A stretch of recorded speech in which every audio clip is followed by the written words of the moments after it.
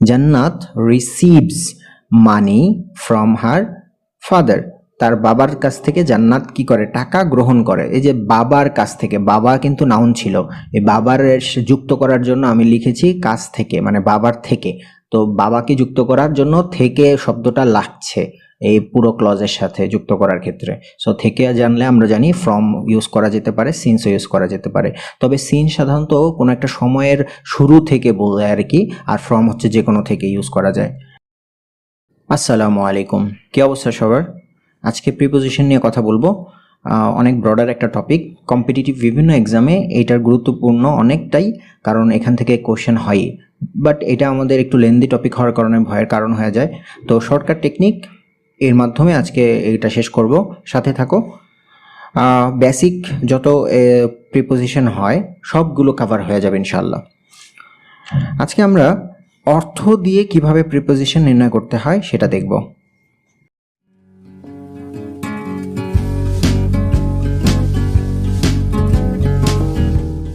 আচ্ছা, প্রিপোজিশনটা কি? প্রিপোজিশন হচ্ছে প্রি মানে পূর্বে, পজিশন মানে অবস্থান, মানে পূর্বে একটা অবস্থান করবে। কার পূর্বে অবস্থান করবে? কার পূর্বে অবস্থান করবে? ওটা হচ্ছে নাউন, প্রোনাউন বা ফ্রেজ, এর পূর্বে প্রিপোজিশন অবস্থান করবে। আচ্ছা, অবস্থান করে কাজ কি?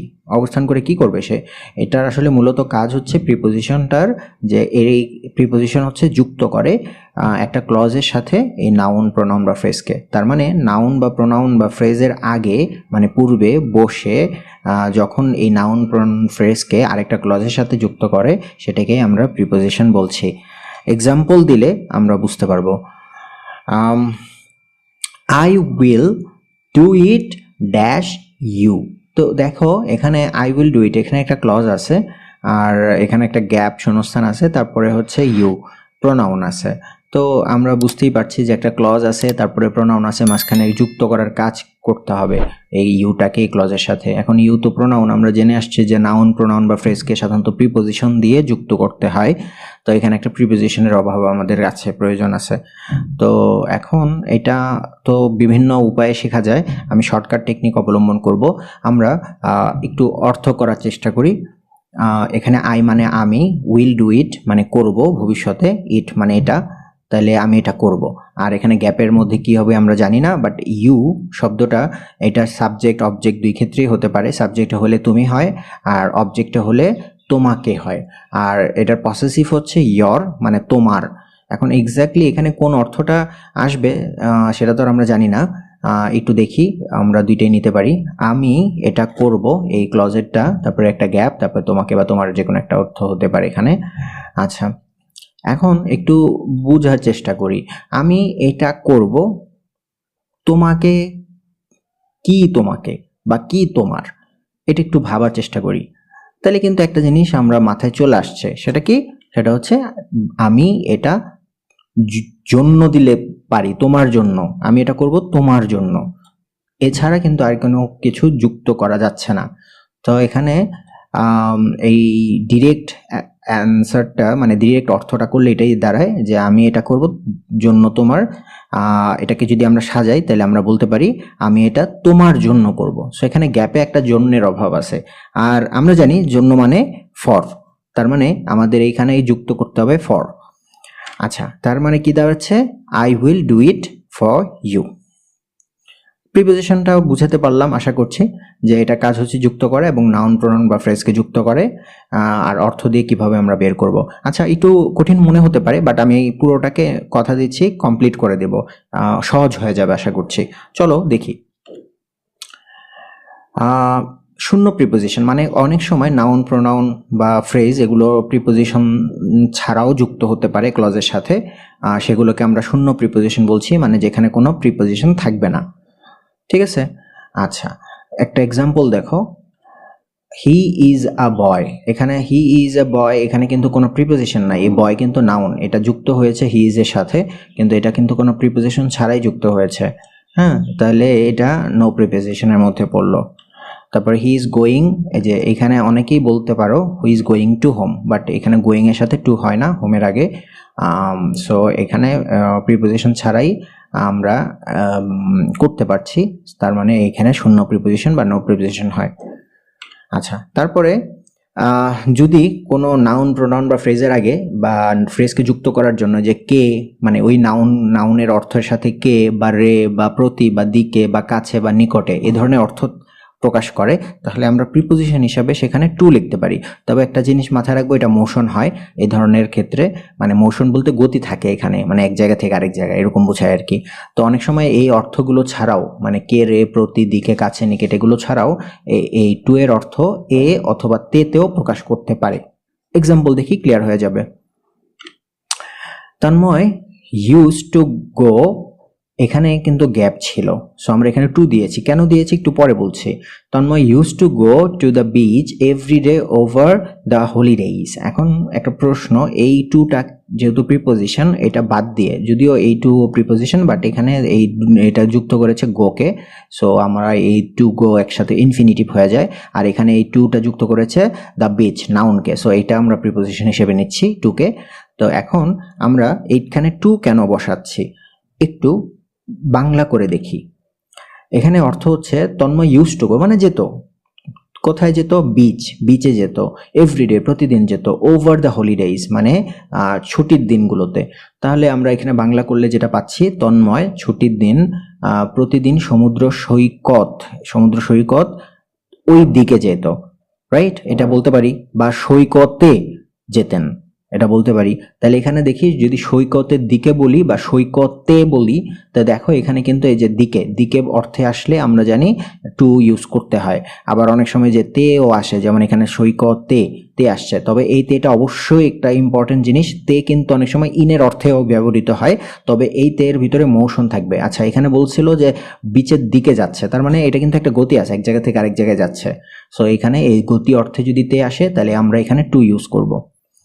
আরেকটা এক্সাম্পল দেখি, he gave the pan to me.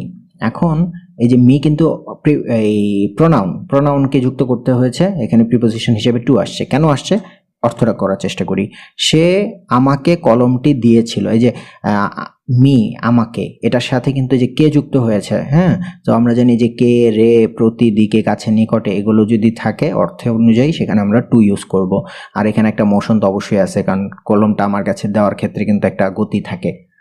আচ্ছা, তাহলে আশা করি টুটা বুঝতে পেরেছি। তারপরে আমরা দ্বারা দিয়া কর্তৃক, মানে কোনো নাউন প্রোনাউন বা ফ্রেজের যদি অর্থগুলোকে যুক্ত করার জন্য দ্বারা বা দিয়া বা কর্তৃক ব্যবহৃত হয় বা প্রয়োজন হয়, তখন আমরা ইউজ করব বাই অথবা উইথ। তবে বাই ইউজ করব কোনো ব্যক্তির ক্ষেত্রে, আর উইথ ইউজ করব বস্তুর ক্ষেত্রে। মানে বিষয়টা দাঁড়াচ্ছে, কোনো ব্যক্তির দ্বারা হলে বাই, কোনো বস্তুর দ্বারা বা দিয়া বা কর্তৃক হলে উইথ। এক্সাম্পল দেখি, the man was killed by a robber with a knife. খুবই ইজি, যে দ্বারা, এই রবারও একটা নাউন ছিল, নাইফও একটা নাউন ছিল, কিন্তু দুইটা নাউনের দ্বারাই অর্থ হয়েছে যে লোকটি মারা গিয়েছিল বা লোকটিকে হত্যা করা হয়েছিল কি দ্বারা? একটা ডাকাত দ্বারা, আবার একটা নাইফ দ্বারা, একটা ছুরি দ্বারা। তো দুইটাই কিন্তু দ্বারা, মানে একটা ডাকাত ওকে মারছে, আবার উনি যে হাতিয়ারটা ইউজ করছে সেটা একটা ছুরি, মানে দুইটাই দ্বারা দিয়া কর্তৃক অর্থে আসছে নাউনটা। তো এখানে আমরা জানি যে দুইটাই যেহেতু দ্বারা দিয়া কর্তৃক অর্থে আসবে, তখন আমাকে দেখতে হবে দ্বারা দিয়া কর্তৃকের ক্ষেত্রে কোনটা ব্যক্তি আর কোনটা বস্তু। সো এই রবারটাকে আমরা ডাকাত বলতে পারি এবং ব্যক্তি বলতে পারি, সেক্ষেত্রে আমরা বাই ইউজ করলাম। আর নাইফ হচ্ছে সেটা হচ্ছে উইথ ইউজ করলাম বস্তুর কারণে। তো এখানে দেখো বাংলাটা হবে এরকম, লোকটি খুন হয়েছে একজন ডাকাত দ্বারা ছুরি দিয়ে। তো ডাকাত দ্বারা, যে দ্বারা আসছে এবং ছুরি দিয়ে আসছে, সো দ্বারা দিয়ে দুইটি কিন্তু এখানে এই অর্থ চলে আসছে। সো বাই উইথ ডিপেন্ড করে ব্যক্তি বা বস্তুর উপরে। আশা করি বুঝতে পেরেছো। তারপরে আসি, কোনো নাউন প্রোনাউন অর্থ যুক্ত করার জন্য যদি জন্য ইউজ করতে হয় বা নিমিত্তে ইউজ করতে হয়, তখন আমরা ইউজ করব ফর। ইউজ করব। আচ্ছা, একটু আগে আমরা দেখে আসছি উদাহরণে যে ফর আমরা জন্য ইউজ করি। একটা এক্সাম্পল দেখি, আই ওয়ার্কড ফর হিম। আচ্ছা, এটার অর্থ হচ্ছে আমি তার জন্য কাজ করেছি বা কাজ করেছিলাম। সো এখানে ফর জন্য, তার জন্য কাজ করেছিলাম। সো যেহেতু জন্য অর্থে আসছে, এখানে ফর হয়েছে। The ship is for Singapore. সিঙ্গাপুরের শিপটা হচ্ছে সিঙ্গাপুরের জন্য, ঠিক আছে, জন্য অর্থে এখানে ফর এসেছে। তারপরে ইয়াঙ্গুন ইজ ফেমাস। ইয়াঙ্গুন হচ্ছে একটা জায়গার নাম যেটা কিনা খুবই জনপ্রিয়। কিসের জন্য জনপ্রিয়? It's many pagoda. এটার অনেকগুলো প্যাগোডা আছে, মানে টেম্পল টাইপের। তো এগুলোর জন্য এটা খুবই ফেমাস। আচ্ছা, সো আমরা এখানে জন্যের অর্থ ফর ইউজ করেছি। তারপরে যদি কোনো নাউন অর্থ যুক্ত করার জন্য হতে, থেকে বা চেয়ে অর্থের প্রয়োজন হয়, তখন আমরা ইউজ করব ফ্রম বা সিন্স। হ্যাঁ, ফ্রম বা সিন্স। তো দেখি এক্সাম্পল, জান্নাত receives money from her father. তার বাবার কাছ থেকে জান্নাত কি করে, টাকা গ্রহণ করে। এই যে বাবার কাছ থেকে, বাবা কিন্তু নাউন ছিল, এই বাবার যুক্ত করার জন্য আমি লিখেছি কাছ থেকে, মানে বাবার থেকে। তো বাবাকে যুক্ত করার জন্য থেকে শব্দটা লাগছে এই পুরো ক্লজের সাথে যুক্ত করার ক্ষেত্রে। সো থেকে জানলে আমরা জানি ফ্রম ইউজ করা যেতে পারে, সিন্সও ইউজ করা যেতে পারে। তবে সিন সাধারণত কোনো একটা সময়ের শুরু থেকে বোঝায় আর কি, আর ফ্রম হচ্ছে যে কোনো থেকে ইউজ করা যায়। আচ্ছা, তো Tanmoy has been famous since 2005। 2005 সাল থেকে তন্ময় জনপ্রিয়। এই যে 2005 যেটা, এটা কিন্তু একটা সাল, আর ইয়ার কিন্তু একটা নাউন। সো এই নাউনটাকে আমরা যুক্ত করেছি থেকেই দিয়ে। সো এখানে ফ্রম অথবা সিন্স ইউজ করতে হবে, যেহেতু এটা একটা সময়, আমরা এখানে ফ্রম দিতে পারবো, সিন্সও দিতে পারবো। তবে এই যে এ ফাদার থেকে কিন্তু এখানে আমরা সিন্স দিতে পারবো না। তাহলে এখানে লিখতে পাবে Tanmoy has been famous since 2005। আশা করি এই হতে বা থেকে বা চেয়ে কিভাবে ইউজ করতে হয় এটা বুঝতে পেরেছি। তারপরে র বা এর, মানে কোনো নাউন, প্রোনাউন বা ফ্রেজ যদি র বা এর দ্বারা যুক্ত করতে হয়, তাহলে আমরা ইউজ করব অফ।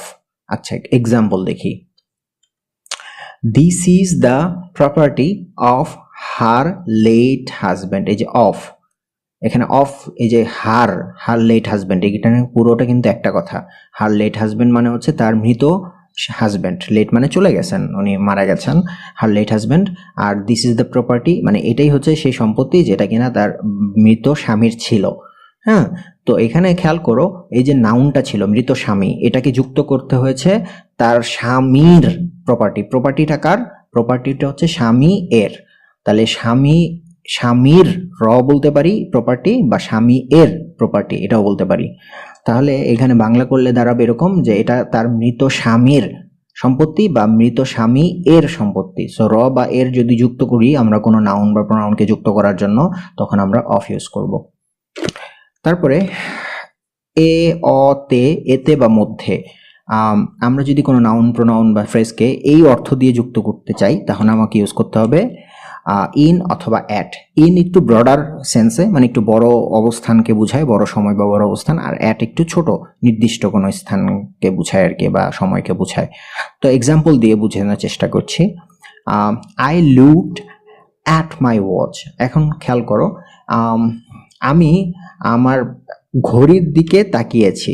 তো ঘড়িতে দেখেছি, সরি, আই লুকড মানে হচ্ছে দেখেছি, মানে তাকিয়েছি না, দেখেছি। আমার ঘড়িতে দেখেছি, কি দেখেছি সেটা অন্য আরেকটা ম্যাটার, বাট আমি আমার ঘড়িতে দেখেছি। ওকে, তো এখন ফ্যাক্ট হচ্ছে যে এইখানে ঘড়ি শব্দটা নাউন, এটাকে যুক্ত করতে হয়েছে তে শব্দটা দিয়ে। সো আমরা জানি তে শব্দটা যুক্ত করলে ইন অথবা অ্যাট ইউজ করতে হয়। এখানে ঘড়িটা কিন্তু একটা নির্দিষ্ট হয়ে আছে, সো এখানে ইন না হয়ে আমরা অ্যাট ইউজ করেছি। আরেকটা এক্সাম্পল দেখি, Tanmoy left the book in the car, মানে গাড়িতে তন্ময় তার বইটা ফেলে এসেছে।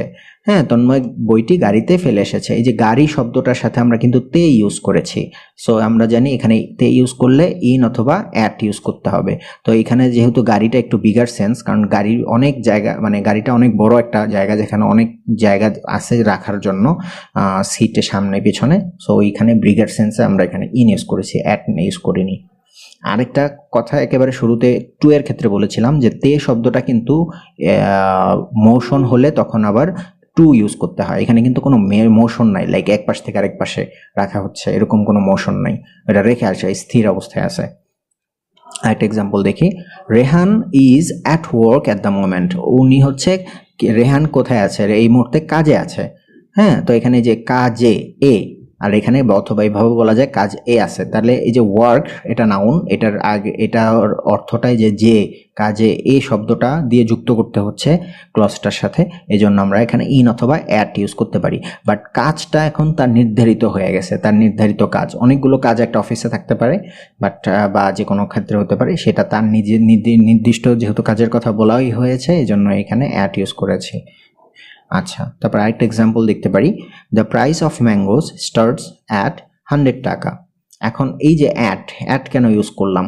100 টাকা কিন্তু একটা ইউনিট মানে নাউন, তো এই কথাটা যুক্ত করার জন্য আমরা বাংলায় যদি হিসাব করি যে আমের দাম শুরু হয় 100 টাকা থেকে, 100 টাকা থেকে আমের দাম শুরু হয়, যে এই দামটা শুরু হয়, এই যে হয় অন্তস্তীয়, আমরা জানি যে এখানে অন্তস্তীয় থাকলে আমরা যে কোনো নাউনের পূর্বে যদি অন্তস্তীয় দিয়ে যুক্ত করতে হয় নাউনটাকে, তাহলে অ্যাট ইউজ করতে পারি বা ইন ইউজ করতে পারি, যেহেতু 100 টাকা একটা ইউনিট নির্দিষ্ট, তো এই জন্য আমরা ইন না ইউজ করে অ্যাট ইউজ করেছি।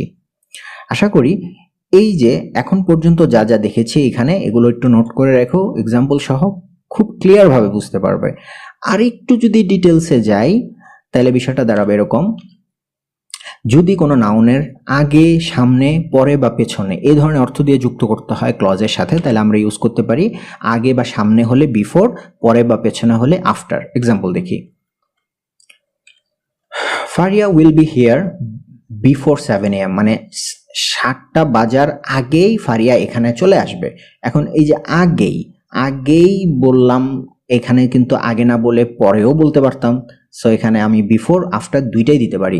তাহলে আমরা এখানে দেখেছি যে 7টা বাজার আগেই কে আসবে? ফারিয়া চলে আসবে, ফারিয়া 7টা বাজার আগে এখানে আসবে। এখন এই যে 7টার আগেই, 7টার যুক্ত করেছি আগেই শব্দটা দিয়ে, তো আমরা জানি কোনো নাউনকে যুক্ত করে যদি বিফোর মানে আগে বা পরে দিয়ে বা সামনে বা পিছনে দিয়ে, তখন আমরা বিফোর বা আফটার ইউজ করতে পারি নাউনকে যুক্ত করার জন্য প্রিপোজিশন হিসেবে।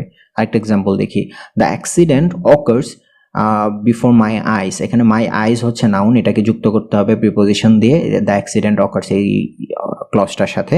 তো এখানে অর্থটা দাঁড়াবে এরকম যে দুর্ঘটনাটি আমার চোখের সামনেই ঘটেছে। এই যে আমার চোখের সামনে, এই যে দেখো চোখের, এটা দিয়ে যুক্ত করেছি সামনে কথাটা দিয়ে, যে চোখের সামনেই ঘটেছে। তো আমরা জানি যে সামনে অর্থ আসলে আমরা বিফোর ইউজ করতে পারি, এজন্য এই আইজ যেহেতু সামনেই দ্বারা ইউজ হয়েছে এখানে বিফোর ইউজ করলাম।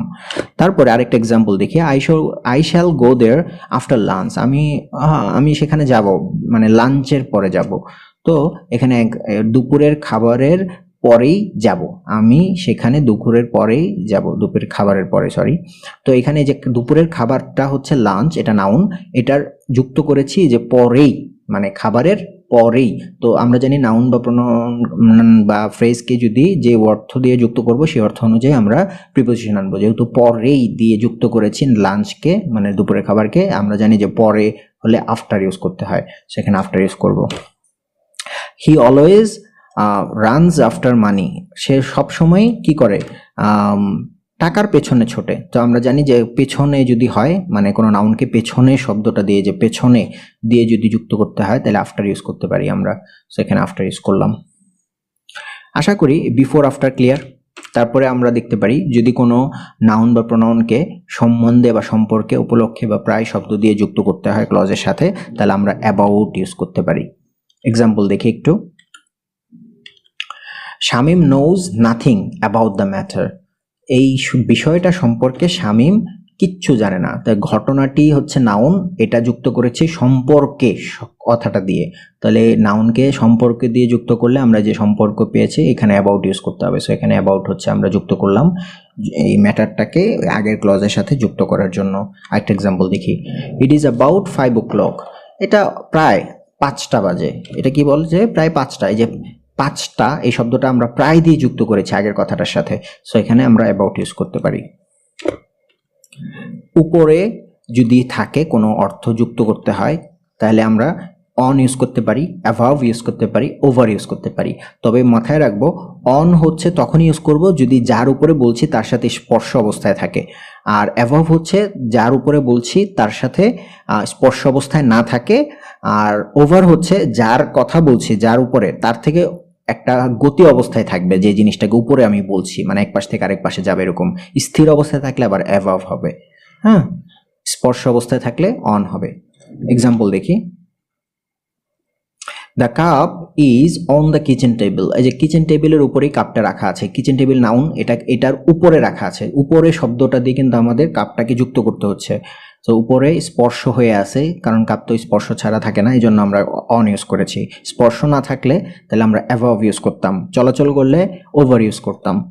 আচ্ছা, the car travelled over the slippery road. এখন এখানে কেন আমরা ওভার ইউজ করেছি? স্লিপারি রোডের উপর দিয়ে কি করেছে, রেইন স্টর্মের সময় মানে ঝড়ের সময় কি করেছে, কারটা ট্রাভেল করেছে। এখানে তাইলে আমরা ওভার কেন লিখেছি?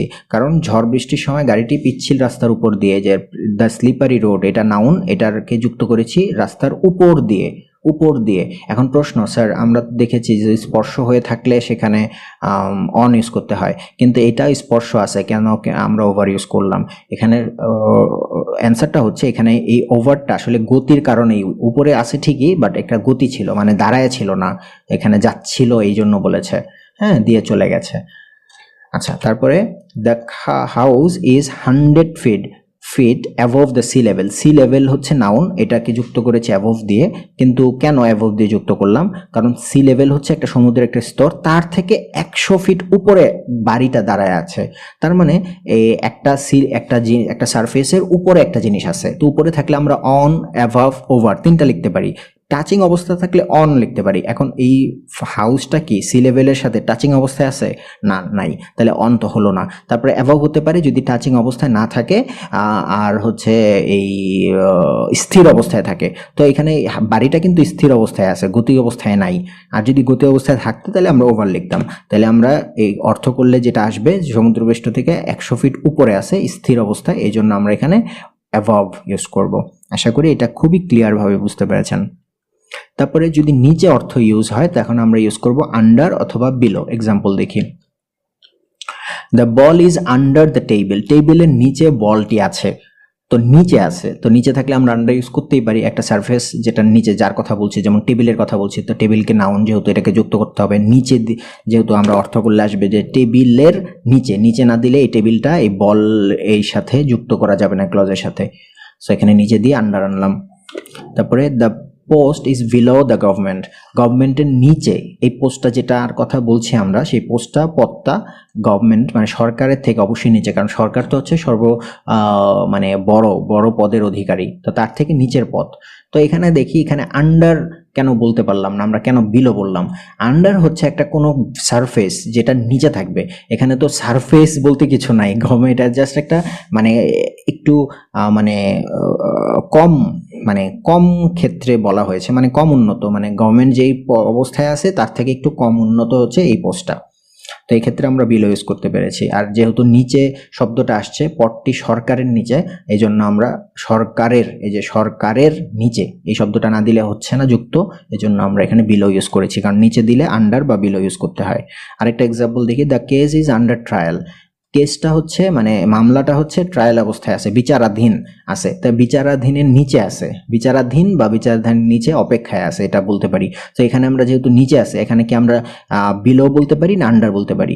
এখন প্রশ্ন আপনার কাছে থাকতেই পারে, স্যার আন্ডার তো মানে হচ্ছে একটা সারফেসের নিচে, এখানে কোনো সারফেসের কথা বলে নাই, তাহলে তো বিলো হওয়া উচিত ছিল। কিন্তু না, সামটাইমস যে মাঝে মাঝে কিছু জিনিস আছে যেটা আসলে কোনো ব্যাখ্যায় আসবে না, এটা আন্ডার হচ্ছে সারফেস অবস্থায় আসে নাই, এটা হচ্ছে এই অর্থের ইয়ের খাতিরে, মানে কি বলে, এটা একটা এক্সেপশন বলতে পারেন আর কি। কেস হচ্ছে ইয়ের বিলোতে নাই, বিলো মানে একটা অধীনস্থ আর কি, কিন্তু এখানে তো অধীনস্থ বলতে কিছু নাই, সো আন্ডারই দিতে হবে আপনাকে। সো আশা করি এই বিলো আর আন্ডার সম্পর্কে বুঝতে পেরেছেন। তারপরে আরেকটা অর্থ, যদি কোনো নাউন বা প্রোনাউনের সাথে সহ বা জড়ানো অর্থ দিয়ে যুক্ত করতে হয় অথবা ছাড়া অর্থ দিয়ে যুক্ত করতে হয়, তাহলে আমরা ইউজ করব উইথ অথবা উইদাউট।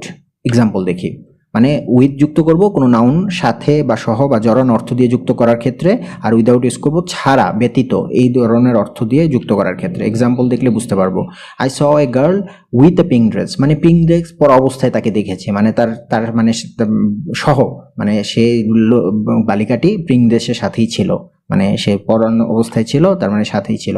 এক্সাম্পল বাংলায় করলে এইভাবে আসবে, আমি একটি গোলাপি পোশাক পরা একটি মেয়েকে সরি এখানে একটি দুইবার আসছে, একটি গোলাপি পোশাক পরা মেয়েকে দেখেছি। এই যে গোলাপি পোশাক পরা, পরা মানে কি, এটা সাথেই আছে, তো সাথে বা সহ থাকলে আমরা উইথ ইউজ করব। You are safe with us, তোমরা বা তুমি আমাদের সাথে তুমি নিরাপদ আছো, তা আমাদের সাথে আছো, তো সাথেও শব্দ আসছে, তাহলে আমরা উইথ ইউজ করতে পারি। তারপরে I came out without a coat, মানে আমি বাইরে চলে আসছি কোটটা না পরেই, মানে কোটটা ছাড়াই আসছি। সেখানে যেহেতু ছাড়াই অর্থটা আসছে এই কোটের সাথে, এই জন্য আমরা উইদাউট ইউজ করব। একটা কিছু জিনিস কিন্তু খেয়াল রাখবেন, প্রত্যেকটা নাউন প্রোনাউন বা এই ফ্রেজের আগে কিন্তু আমরা প্রিপোজিশন ইউজ করতেছি। আচ্ছা, তারপরে যদি চে অর্থটা আসে তাহলে আমরা ইউজ করব দেন, কিন্তু মাঝে মাঝে কিছু কিছু শব্দ আছে যেখানে চে শব্দটাকে টু দিয়েও প্রকাশ করা যায়, তবে এটা খুবই রেয়ার, এটা এক্সেপশন আকারে থাকে আর কি। এক্সাম্পল দেখি, he is older than I am, মানে আমি যা আছি তার থেকে সে হচ্ছে ওল্ডার। এখানে আই কিন্তু হচ্ছে প্রোনাউন, এটাকে যুক্ত করেছি দেন, মানে আমার চে শব্দটা দিয়ে যুক্ত করেছি প্রোনাউনকে, এজন্য এখানে দেন ইউজ করেছি। সে আমার চেয়ে বড়। তারপরে he has more than me, তার কাছে আমার থেকে বেশি আছে, তার কাছ থেকে আমার থেকে চেয়ে বা আমার থেকে বেশি আছে, এই যে আমার চেয়ে বেশি আছে, চেয়ে শব্দটা আমরা দেন ইউজ করেছি। হি প্রিফার্স কফি দেন টি, মানে চায়ের থেকে সে কফি বেশি পছন্দ করে, এখানে দেন হওয়া উচিত ছিল যেহেতু চেয়ে আসছে, কিন্তু প্রিফার্সের সাথে দেন হয় না, এটা অ্যাপ্রোপ্রিয়েট প্রিপোজিশনের পরে যায়, এজন্য প্রিফার্সের সাথে টু দিতে হয়। এটা অর্থ হচ্ছে তিনি চায়ের চেয়ে কফি পছন্দ করেন, তার মানে চেয়ে শব্দতে সবসময় দেন হয় না, মাঝে মাঝে টুও হতে পারে, তবে এটা খুবই এক্সেপশন, পার্টিকুলার ওয়ার্ডের সাথে আসে। তারপরে শেষ, সেটা হচ্ছে মাধ্যমে, কাছাকাছি বা পাশে বা দ্বারা, এই ধরনের অর্থ দিয়ে যদি কোনো নাউনকে যুক্ত করার প্রয়োজন পড়ে তখন আমরা প্রিপোজিশন হিসেবে ইউজ করব বাই। এক্সাম্পল দেখেন, may I pay by cheque, মানে আমি কি চেক দ্বারা পে করতে পারি, পরিশোধ করতে পারি, তার মানে চেকের মাধ্যমে পরিশোধ করতে পারি কিনা, এটা প্রশ্ন। সো এই যে নাউনটা ছিল চেক, আর এটাকে যুক্ত করেছি মাধ্যমে শব্দটা দিয়ে, আর আমরা জানি মাধ্যমে শব্দটা থাকলে বাই দিয়ে প্রিপোজিশন দিয়ে যুক্ত করতে হয়।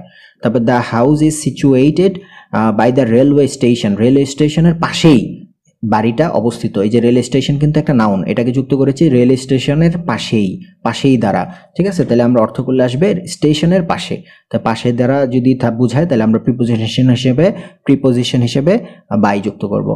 আচ্ছা, এখন এই যেগুলো আমরা এখানে টোটাল যতগুলো শিখেছি অর্থ দ্বারা, আগে শিখেছি হচ্ছে 60টা, এখন শিখলাম 7টা, ওই আগে 7টা হচ্ছে বেসিক, এখনকার 7টা হচ্ছে আরেকটু বেটার, মানে আর একটু অ্যাডভান্সড। এগুলো দিয়ে যদি আমি নোট আকারে পড়তে পারি, আপনার প্রিপোজিশন নিয়ে আর কোনো সমস্যাই থাকবে না ইনশাআল্লাহ। এরপরে আমরা অ্যাপ্রোপ্রিয়েট প্রিপোজিশন শিখবো ইনশাআল্লাহ, সহজ করে আরও, যে কোনো শব্দের সাথে কোনো অর্থমর্থ ছাড়াই ডিরেক্ট কি প্রিপোজিশন আসে, আপনাদের বোর্ড স্ট্যান্ডার্ড বা কম্পিটিটিভ এক্সাম স্ট্যান্ডার্ডগুলো শেখাবো। যদি ভালো লেগে থাকে অবশ্যই জানাবেন কমেন্টে, শেয়ার করবেন বন্ধুদের সাথে, যদি হেল্পফুল হয় আমার জন্য দোয়া করবেন, আর একটা subscription will help me a lot. Thank you, আসসালামু আলাইকুম।